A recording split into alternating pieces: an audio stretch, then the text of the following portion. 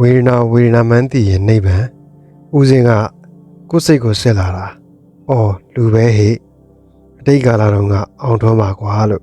ဒီလိုသာမြင်ကြမယ်သမုတ်ထားရတယ်ဦးစင်းစိတ်ကတော့အတိတ်ကာလအောင်ထွန်းရဲ့လို့လူရဲ့လို့ထင်မှတ်တယ်စိတ်ကတော့ပိဋ္ဌာစိတ်ရဲ့ပြိဿံစိတ်ရဲ့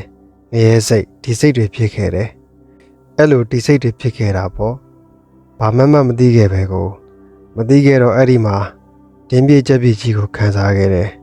ဒုက္ခလည်းခံစားတယ်ဒုက္ခလည်းခံစားတယ်ဥပိ္ပခာလည်းခံစားခဲ့တယ်ဝေဒနာတွေခံစားခဲ့တယ်ဦးစင်းဟာအတိတ်ကာလတုန်းကဒီလိုပိုင်းပိုင်းခြားခြားဝေဒနာကိုလည်းမသိခဲ့ဘူးဥပိ္ပခာဝေဒနာဆိုတာမသိတာပြောတာဗျ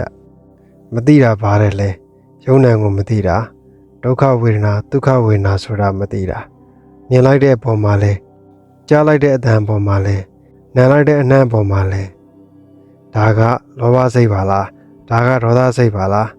အသိရှိနေတာကိုသိလာတာပေါ့စားလိုက်တဲ့ရတာပေါ်မှာလဲထိလိုက်တဲ့အတွေ့ပေါ်မှာလဲသိလိုက်တဲ့စိတ်ကလေးပေါ်မှာလဲဒါကလောဘစိတ်ပါလားဒါကဒေါသစိတ်ပါလားလို့အဲ့ဒီလိုအသိရှိနေတဲ့ပုဂ္ဂိုလ်ဟာဥပိ္ပခာဝေဒနာဆိုတာလည်းမရှိတော့ဘူးဘာကြောင့်လဲတဲ့